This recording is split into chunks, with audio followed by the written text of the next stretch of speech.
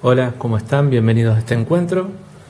Hoy vamos a empezar a hablar de lo que es la hemodinamia, esta técnica que utiliza la radiología. Hemodinamia también lo vamos a conocer con la palabra de cateterismo, terapéutica endovascular, cirugía endovascular, radiología intervencionista o también neurointervencionismo.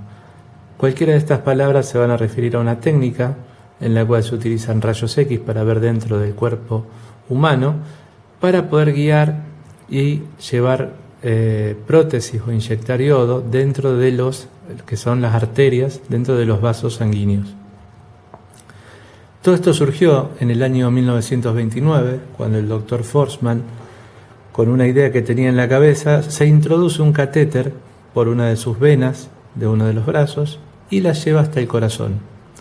Luego va al servicio de radiología, donde documenta esto con una placa de tórax, y la idea del doctor Forsman era que si se podían llevar catéteres hasta el corazón, se podían directamente inyectar dentro del corazón, dentro de las cámaras cardíacas.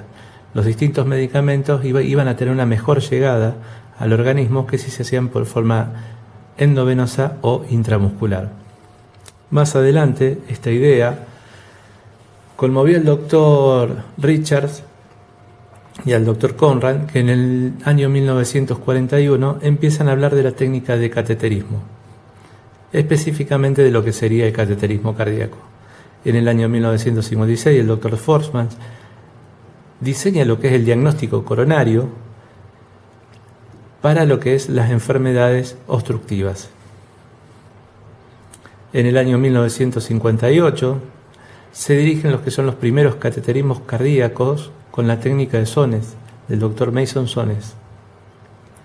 Esta técnica lo que hablaba era de llevar por un catéter, llevarlo hasta el nacimiento de las arterias coronarias, inyectar material de contraste, yodo, y poder teñirlas para poder ver cómo estaban sus paredes, para diagnosticar lo que era la enfermedad coronaria.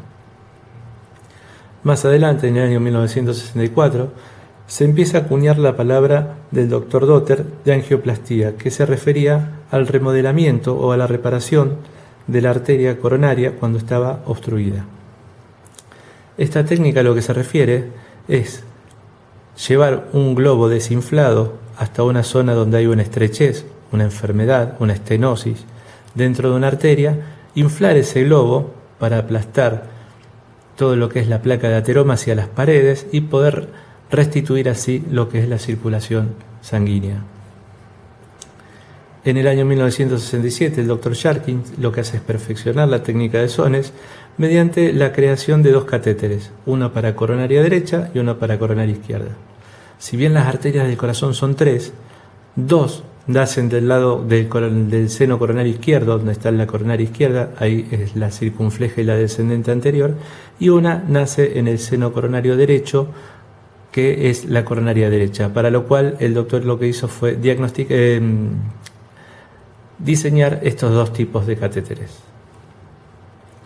A este argentino lo conocemos todos, es el doctor René Favaloro, que junto a este grupo de innovadores en esa época lo que hace es, en el año 1967, llevar a cabo el primer bypass coronario en la Cleveland Clinic.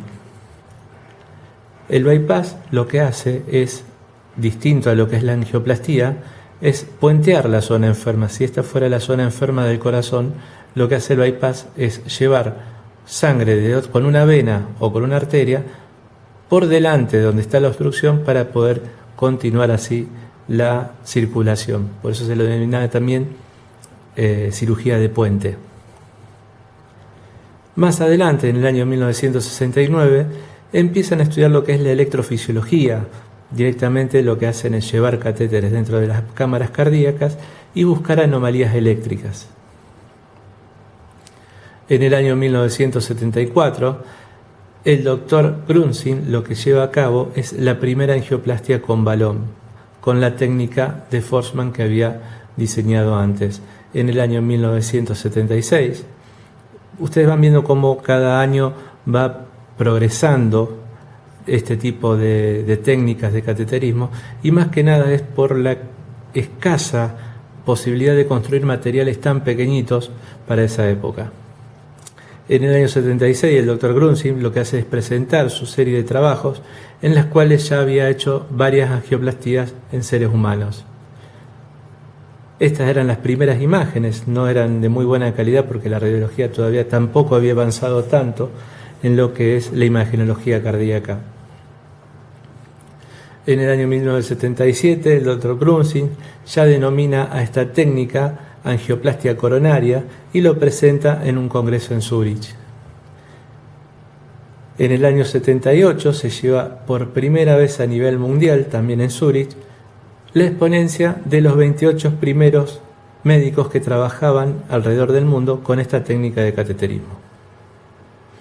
Otro argentino muy conocido y que aportó muchísimo a todas estas técnicas es el doctor Julio Palmás, que en el año 1985 lo que hace es patentar un diseño de lo que él denominó stent.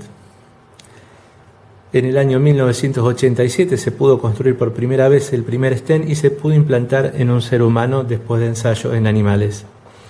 La palabra stent viene de un médico, un odontólogo, Charles Stent, que tomaba esta palabra como que era un material de sostén, significaba a lo que tenía que referirse como material de sostén, la palabra stent. Esta es una tapa de la revista Viva, una revista argentina, del año 2011, donde dice que este médico, el doctor Julio Palmás, lo que hace es salvar 1,5 millones de vidas por año, que es la cantidad de angioplastías coronarias que en aquel momento se hacían por año. En esta época ya se hacen muchas más que esa cifra por año. Ese pequeño dispositivo lo que hace es justamente ir a llevarlo mediante catéteres hasta una zona donde hay una obstrucción de una de las arterias y al expandirlo trabaja como un soporte, un apuntalamiento en las paredes de las arterias, dejando así restituido lo que es el canal de la luz sanguínea. Más adelante, entre el 87 y el 97, los dos únicos grandes inventos que hubo que aportaron a esta técnica fue la técnica del rotablator, que era una técnica que en vez de aplastar la pared de ateroma que se provocaba, la obstrucción que se provocaba dentro de la arteria, lo que hacía era pulirla. Esta oliva gira a 200.000 revoluciones por minuto, a una velocidad muy muy grande, y tiene pequeñas puntitas de diamante. Entonces lo que se hacía con esto, con esta técnica, era para las arterias que tenían placas cálcicas, poder pulirlas para restituir su luz. Otro invento también de esa época es el IBUS, que es una ecografía por dentro de la arteria, que lo que permite cuantificar de qué está constituida la placa de ateroma, o sea, la estenosis, la obstrucción de la arteria, de qué material está hecha para poder tratarla una vez diagnosticada con la mejor técnica posible. Y en el año 2002, uno de los hitos más grandes que hubo dentro de la hemodinamia, que es el stent farmacológico. Además de brindar soporte a la zona enferma, llevaba medicamentos pegados dentro de su diseño para poder reducir al mínimo la restenosis. ¿Qué es la restenosis? Es cuando la arteria se cicatriza en la zona donde se puso el stent y esa cicatrización, esa cicatriz que se produce, vuelve a obstruirla. En el año 2003, el tratamiento endovascular de los aneurismas de aorta, que se hacía mediante, y se sigue haciendo, mediante la colocación de lo que se denominan stent graft. Son mallas de aceros recubiertas de una tela que lo que no permiten es la circulación de la sangre y lo que hacen es excluir de la circulación a toda la zona neurismática. Una vez que se implantan, la sangre circula por dentro y deja fuera de riesgo la ruptura del aneurisma. En el año 2011, y uno también de los hitos más grandes también de la hemodinamia, fue el implante valvular aórtico por cateterismo, lo que se denomina TAVI. Con esto se evita la cirugía a cielo abierto del paciente que tiene patologías de estenosis aórtica, por ejemplo.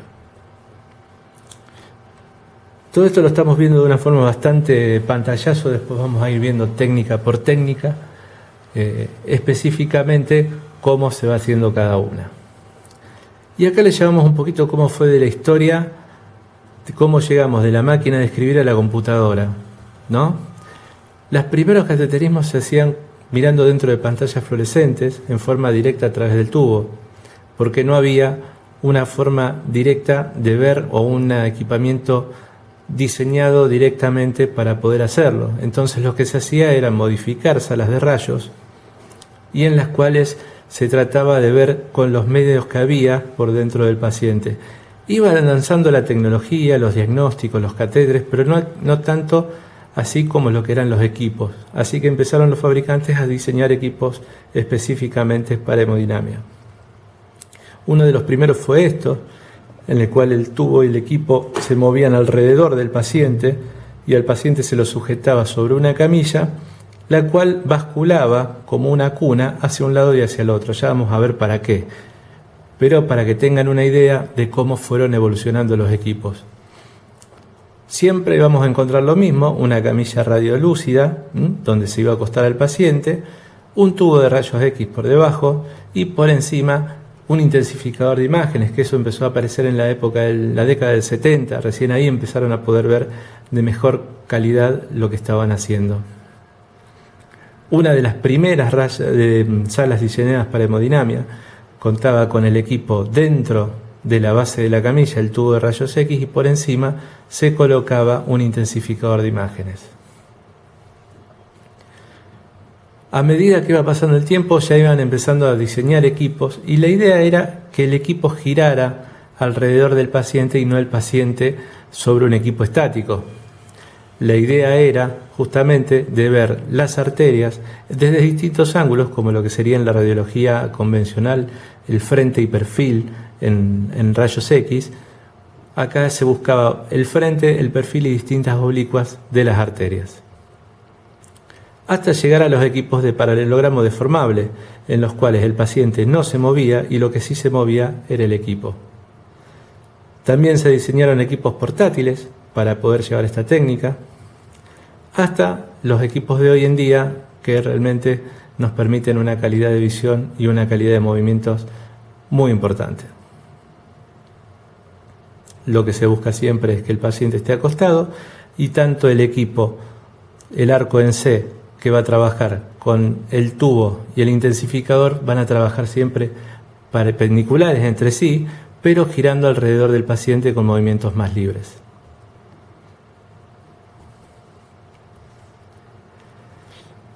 ¿Cómo se logró esto? Bueno, pasaron de la pantalla fluorescente, de mirar una pantalla fluorescente, a obtener las primeras cadenas de video, donde se miraba con una cámara dentro de un intensificador de imágenes, hasta llegar a lo que tenemos hoy en día, que son los detectores planos.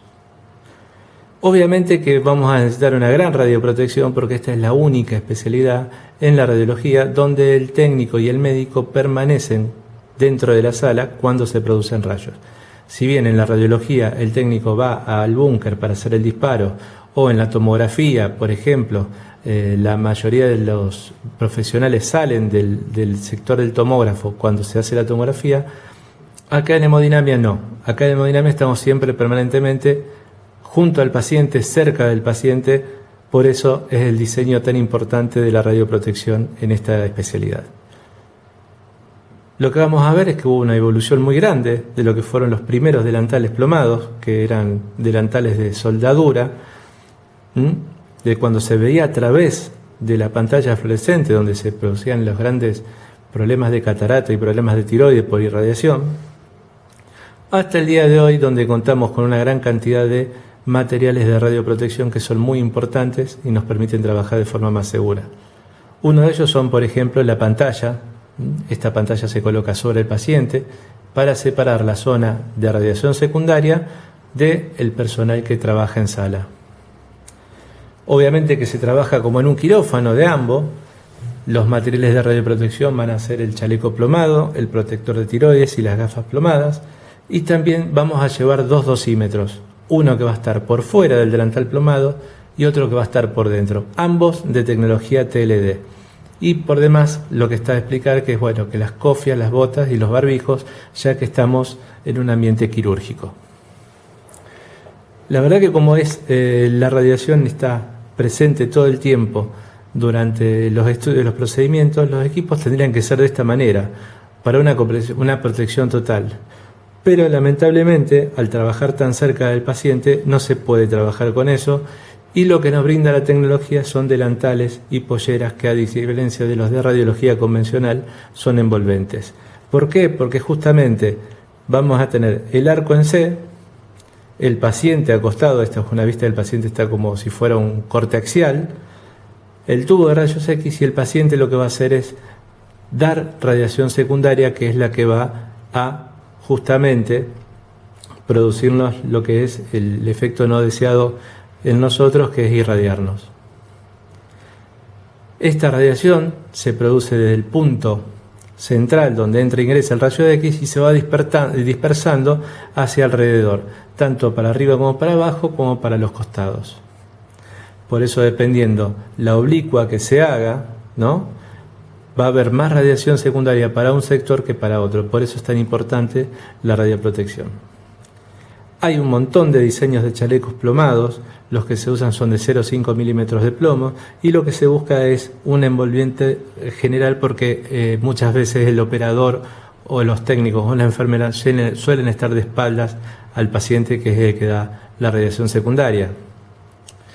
Por eso se usan materiales sumamente flexibles, multicapa, y más que nada para la protección de tiroides y cristalino, para poder radioprotegernos. Lo repasamos de nuevo: chaleco plomado envolvente de 0,5 milímetros de plomo, protector de tiroides y gafas plomadas.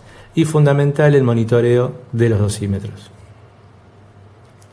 Ahora bien, vimos todo lo que pasaba con los materiales, cómo fue evolucionando esto, pero ahora vamos a entender un poquito más. Ahora vamos a entender un poquito qué son los pasos para un cateterismo. Primero, entender que trabajamos en el 99% de las veces sobre el sistema arterial, y se puede ingresar por 3 lugares: porque es el acceso radial, por lo que es el acceso femoral, o lo que es el acceso humeral. Actualmente lo que más se hace es el acceso radial. Acuérdense, radial, femoral o humeral, justamente con el mismo nombre de las arterias que se punzan: arteria femoral, arteria radial o arteria humeral. Y volvamos un segundito. ¿Y por qué es todo eso? Porque cada uno de estos caminos nos va a conducir al corazón en forma retrógrada, ¿no? Y entonces, si llegamos al corazón o llegamos al nacimiento de la arteria aorta o los vasos de cuello, de ahí podemos ir haciendo diagnóstico de la cabeza, del corazón, del abdomen o de las extremidades inferiores, zonas donde más frecuente se dan las patologías. Todo esto se hace en un campo estéril, con materiales, justamente catéteres, que son tubos huecos en su interior, que lo que permiten es o inyectar medio de contraste, medicamentos, o pasar por dentro de ellos las prótesis que se quieran llevar. Se van a utilizar introductores, que son lo que va a conectar el medio externo con el medio interno, y van a ver que en las mesas siempre hay distintas jeringas y distintos elementos. Ya lo vamos a ir viendo bien paso por paso. Obviamente, como la técnica de cateterismo no es solamente cardíaca, sino que es para distintos lugares del cuerpo, para eso hay distintas formas de catéteres con distintos nombres. Lo que sí vamos a tener siempre, cada uno, esto lo repito, cada uno de estos conceptos los vamos a ir reforzando clase a clase, pero vamos a tener siempre 3 elementos. Primero, el introductor, que es lo que va a conectar el medio interno con el medio externo; los catéteres, con la guía de la forma que vayamos, de la zona que se vayan a estudiar; y las guías, que son pequeños alambres que le dan soporte a los catéteres. Gracias a eso, mediante la inyección del medio de contraste, el médico ve sobre una pantalla lo que estamos reflejando radiológicamente, y al inyectar el contraste lo que hace es teñir las arterias para poder diagnosticar si hay enfermedad o no dentro de sus paredes. Lo que decíamos antes, si esto lo vemos al paciente acostado en el centro como si fuera un corte axial, lo que se va a hacer es, con el equipo, ir girando en distintas posiciones. El arco va a ir girando alrededor del paciente para ir tomando distintas incidencias, como lo que les comentaba antes: incidencias de frente, perfil, como si fuera una radiografía de una extremidad. Y así van a ser las imágenes. Por ejemplo, todas estas imágenes son de una coronaria izquierda, de una arteria coronaria izquierda del corazón, pero vista en distintas posiciones. Por ejemplo, esto es oblicuo anterior derecha, esto es oblicuo anterior derecha caudal, esto es oblicuo anterior derecha craneal, lateral, oblicua izquierda caudal, y distintas variantes que se pueden ir tomando, justamente para poder ver las arterias en su máximo esplendor. Cuando nos referimos a los procedimientos que se hacen en hemodinamia, vamos a tener procedimientos diagnósticos y procedimientos terapéuticos.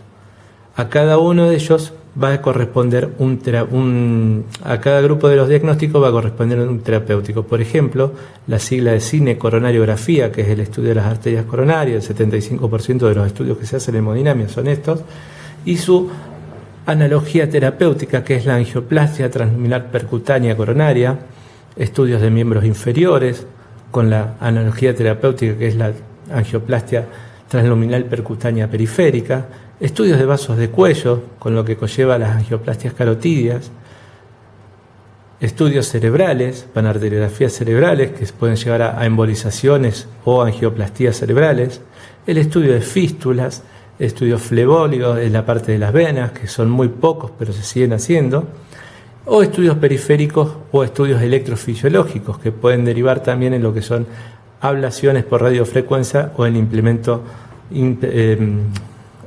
implante de dispositivos como los marcapasos. Bueno, llegamos a la parte de aparatología. Si bien el técnico es el que se ocupa de todos los equipos de la sala, como muestra esta imagen de una de las revistas de radiología, donde dice que el técnico se ocupa de alrededor de 15 aparatos de alrededor de la sala, vamos a ir viendo cada uno de ellos para qué sirven y cómo se utilizan. Eso lo vamos a ver la próxima clase. Bueno, me despido de ustedes. Cualquier duda nos comunicamos por los canales y les mando un saludo grande.